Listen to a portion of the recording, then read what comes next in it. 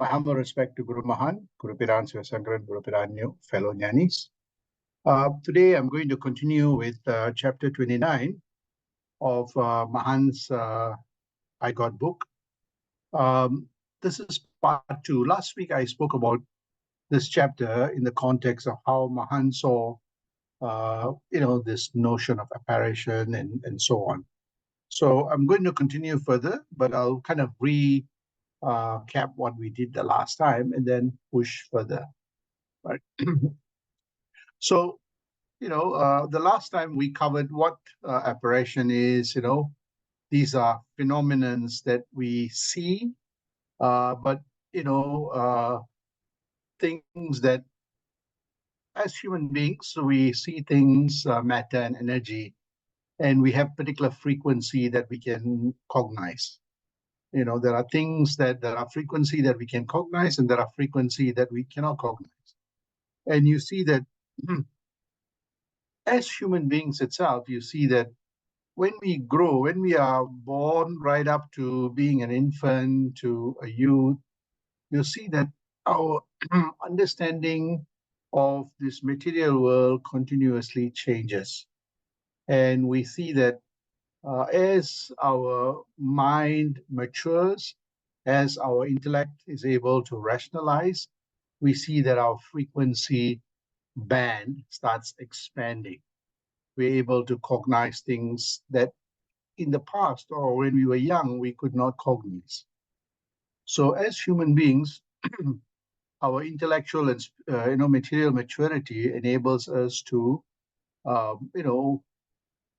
expand our band of cognition, expand our band of experience and so on. And you see that humans have a particular frequency, some more than others. Animals have a particular frequency. Like, for example, the bat cannot see in daylight, but at night it can cognize things using, sound and all the other different types of tools. And you see that different creatures, insects, plants have different frequency. So what Mahan and other great saints show is that when, as a human being, we evolve, our mental, spiritual, and intellectual capacity expands, our band of frequency expands. But what's really interesting is that when it expands, we're able to understand things in a gradual way. Okay, these are things that I'm experiencing. These are energy fields that I'm experiencing within me, things around me. So gradually, as it expands, you see that you're able to cognize more than an ordinary human being. For an ordinary human being, sometimes they will be in a particular band of frequency, but occasionally the mind slips into a particular state that it experiences things that it cannot make sense. So the mind is so an amazing, nature's creation that whatever energy feels, it tries to interpret it. And it interprets it in the information that is already there in our knowledge bank. So there may be formless energy that we come in contact with. The mind tries to interpret it. And you see that it gives form, it gives color, it gives shades, right? So, and the mind sees this as a real experience. So this is while waking state, sometimes people they experience certain energy fields that they're able to, the mind interprets it. Sometimes this happens in our sleep, in dream, that we have residual thoughts that are there, not fully formed thoughts. And you see that the mind and the intellect tries to make sense of it, and it gives you very, very funny dreams. So we see that these are, unusual, unexpected sight or cognition. There are times when people are going through stress, you experience certain things. There are times that whenever there are changes in the chemicals in your brain, one experiences this. Recently, I had to go for for general anesthetic for a particular, procedure. And I knew that, some people, after they get the general anesthetic, that, the chemicals in the brains changes for a short while. So when you come out, you experience, for some people, experience interesting things. And I had some, very interesting experiences because the rational mind is able to understand this is just a chemical reaction and just not to take it seriously. But if one was not rational or did not understand the process, you'd see that you would freak out. You'd say, hey, am I seeing something? Am I, so again, in all this understanding, Swamiji talks about that awareness, that enlightenment, to be able to expand your frequency of understanding, and you see that all these things, slowly dissipates. So here Mahan says that, sometimes people see all kinds of things when they're going through stress, when they're going through, you know, um, mental health challenges, depression, physical health problems. When they are not having, when they're having fever, all those things, you see that there are chemical changes that take place that leads to sometimes hallucination, and sometimes, uh, one gets various extraordinary experiences. This is one. The other aspect is that sometimes one gets into very deep religious fervor, spiritual pursuit. Again, you see that whatever we do has a chemical changes in our neural, and you see that you get some blissful experiences. You see celestial beings. You see the deity of the gurus that you are so close to. You are able to at least, see some form of appearances that you think is real. So here Swami says that, sometimes these two aspects lead to various appearances and so on. But he says that when one is enlightened, you see that these things doesn't impact. All you become more aware that there are broader energy fields in the system that you're able to experience, and the mind is able to understand this formless, higher frequency, energy fields. So here, I spoke about this in the last satsang. So I want to go a little bit more deeper of trying to rationalize this. So we see that, I like this chart by Edward Munch, which is Scream, and here he's giving a kind of a visual experience of what happens in the human mind when one is actually going through intensive stress. And the artists are some of the best people that are able to try to capture this phenomena that they're experiencing. The other one are musicians. You see some of the best songs come when, there's a breakup, or there is some kind of a depression in their lives. Or, you see that sometimes some of the bands come out with amazing music when they take, all kinds of other substances that distorts the chemical that gives them all kinds of visual, creativity and so on.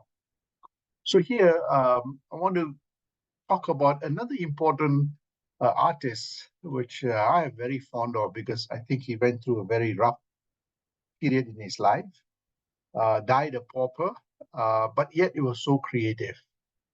And here again, he is capturing all the kind of demons that was haunting him, the things that he saw, and he put it down in his art. And here is a very nice commentary he writes to his brother, who actually was supporting him. He says, I'm unable to describe exactly what is the matter with me. I mean, something is happening with him. Now and then there are horrible fits of anxiety. So again, he's going through an emotional turbulence. And he says, apparently without a cause, and otherwise a feeling of emptiness and fatigue in the head. At times I have attacks of melancholy and of atrocious remorse. So there's a lot of turbulence that is happening in him that is starting to, have his impact his neural pathway. And later on, we knew that, if you read his biography, he was actually suffering from schizophrenia, which is, a kind of a disorder where you have chemical changes that happens in the brain. So you see that the kind of different types of things that comes out of a mind, the first one is the person holding his head, and that's what's happening in his mind of somebody who's really kind of lost hope and depressed. Another one is the second picture is very dark and very kind of not a kind of everything is very gothic and dark and shady, and is given forms to the clouds. And the third picture is about in the prison where they have, there is nothing productive that they do to keep themselves occupied. They go in circles. And here he's describing his own mind that is running in circles, between, being, the attack of melancholy and atrocious remorse, emptiness. So it gives him all kinds of things that he was experiencing. So you see that sometimes we ourselves go through this when we go through emotional turbulence, health challenges, but also more importantly, when we build our mind, when we have a strong mind, you see that our neural pathways are reinforced. We're able to understand things much more clearly, that these chemical things do not impact us. As a matter of fact, it reinforces that greater universal experiences. And you feel actually a different kind of feeling of, one with the universe. So this is to give you that why people experiences this thing. Some experience visually, others experience things in their mind, which seems very real. So again, other pictures that are more brighter. See, the earlier one is more dark and, really kind of remorse. But he also had moments where he had this brilliance of oneness. So one of his famous drawing is Starry, Starry Night, and Sunflower. I see. So, so again, we see that there are moments we go through. So to understand this chapter and this notion of people getting this experiences, both celestial beings, or for that matter, dark shadows in their lives, one really needs to explore the human mind. All this happens in the human mind. And some of those experiences are very real. So here, things such as angels, right? People, they are in a spiritual fervor, meditating a lot, doing a lot of spiritual work. They experience that celestial beings, bringing good messages, goodness, blessings, good things in life. And sometimes, when you are doing this, you see, hey, I know the presence of the Guru is with me. I can experience him. I see him. I visualize it. So sometimes people have that in the same thing with the deities and so on, right? So it's real for people. We may think it's not real, but for some it is real, because the real thing that happens, the reality actually happens in our mind. So again, one needs to understand that everything outside happens in the human mind. If the human mind is shut, whatever you do outside will not be seen. So again, I think, the focus is on the human mind. The same thing, people, the fear, anxiety, challenges, all the demons start showing, the things that, makes us frightened and so on. So again, you see that, when people indulge in negativity, when people watch a lot of horror movies, when people are among people who are very negative, that talk about, all these things, you see that the mind registers all this and it plays out in the mind, even without us knowing. In that same way, when we are among spiritual, enlightened people, positive people, inspiration, that too is registered in the human mind. So these are phenomena, what they call supernatural. That means it's something that is far higher than our own natural software called mind can comprehend. Nature has given us this software called mind. The hardware is the brain. When we have intensive spiritual pursuit, we see that there are chemical changes that takes place. But those chemical changes have an impact on the hardware too. Our telometer in our neural pathway expands, so we are able to understand things better. Our hormones are very harmonized. It's more calmer and cooler. The neural pathway becomes much more stronger and deeper.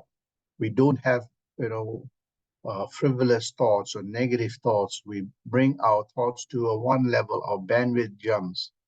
So yes, it is a state of heightened intensity which reinforces our neural pathway. So we see that enables us to experience things that others would not. So that expands our frequency.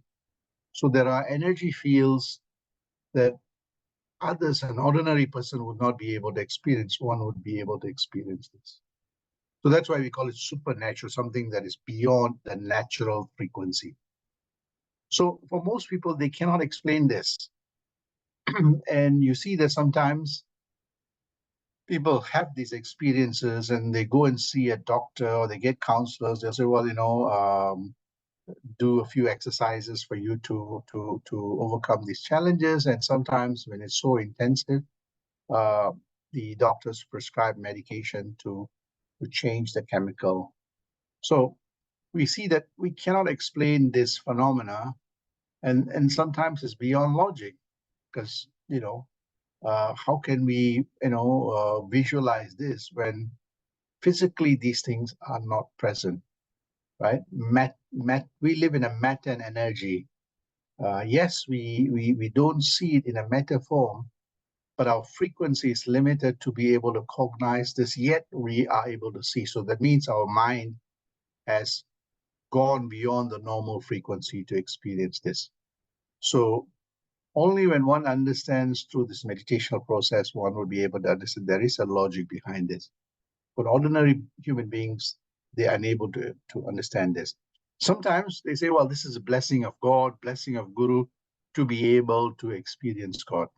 So again, when we say this, we have not understood, but we have left it to something that is far beyond that we can comprehend. So again, we see that, as I mentioned, the intensity in spiritual pursuit and exposure gives us that a bombardment of that frequency that changes chemicals in our brain, gives us that exuberance, blissful experiences, kind of interconnected with everything around us. So it does have an impact on the health of the body. How does it impact the health of the body? Well, one of the key things is that sometimes people pursue so much intensity of this spiritual pursuit, they neglect their body, right? And they fast, they pretty much starve their body, they give up many things, and you see that slowly, that too much intensity has an impact on the body. And of course, they deprive the full body of good nutrients. And there are some people who meditate for 10, 12, 15 hours. Even Mahan himself, in the early phase, did this. He closed the room, covered everything in black. He sat down for hours and days, and it had an impact on his body. His body was urinating blood, and it had an impact. So he too had that experience, and then he realized that actually this is not necessary. And that's why he says that for an ordinary human being, this pursuit is not practical. And he put his mind to research, to devise simple method that you don't need to meditate for hours and days and months, but simple bursts of 10 to 15 to 20 minutes burst gives you a particular spiritual experience that harmonizes the mind, the brain, the body, so that you have that enriched blissful experience for a longer period of time. Yes, you experience supernatural experiences. What it means is actually when you are in the non-meditative state, not meditated, your frequency is a particular level. But when you continuously meditate, when you're always in that mindful state, you see that your frequency expands. It enhances your creativity. You get ideas instead of channeling it to uh, confusion and not knowing. When you do research, the jnana comes in, that creativity expands, and you're able to channel this expanded frequency to areas in our daily life that improves our mental health. We become more calmer, more cooler, not perturbed by things. Our intellect becomes deeper and wider. We become more universal. There's this whole idea of, attaining that peace, that patience, the exploring mind, the awareness of something far greater than our own biology, the compassion and the concentration of the human mind, and a more enlightened experience. This is what peace, P-E-A-C-E, means. So the supernatural experience gives you that, what Swamiji says, Summayarakum Sugam, that beautiful, happiness that is not attached to or not dependent on this material experiences. So here, the same thing we see that so on the opposite side, we see that intensive fear, negativity, that the exposure to that also has changes to the chemicals in the brain. It too has an impact on the body in a negative way. The fear, anxiety releases, hormones that are not too healthy for the heart, our breathing system, our endocrinal system. And you see that it's not a natural state. We actually go into a spiral, right? So you see that when people indulge in black art or, witchcraft or negativity of harming people, both with the words and with their actions, you see that there are, changes. They think that they are making changes outside, having an adverse impact on other people, but actually the epicenter starts with them. They're fracturing their mind, and you see that eventually it catches up on them. So again, it is not a natural experience, it's a supernatural experience, but in a more negative, which reinforces a lot more, challenges that one would experience. So this is what, in this context, that I want to touch, that, both the positive aspects of meditation, mindfulness, does make changes. And sometimes you feel all the early phases of meditation, you experience certain phenomena, blissful phenomena. And I know that there are times that, disciples, even during Mahan's time, Guru Sankar's time, even during my time, when they practice, they say, I feel Lord Shiva. I feel, I see everything as Lord Shiva. I see everything as Lord Ganapati or Christ or other celestial beings, right? Or Buddha for that matter. And I had one a monk who was practicing Buddhism for a very long time, the chanting.